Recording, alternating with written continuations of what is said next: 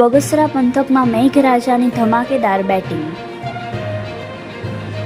બગસરા પંથકમાં 6 ઇંચ ખાબક્યો વરસાદ. બગસરા શહેર થયું પાણી. નીચાણવાળા વિસ્તારો પાણીમાં તરબતર.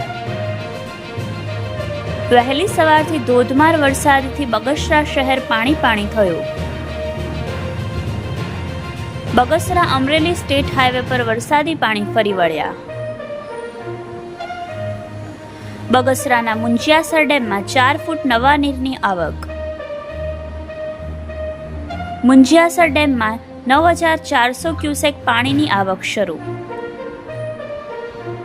Bureau report, Yashvi Gujarat news, Amreli.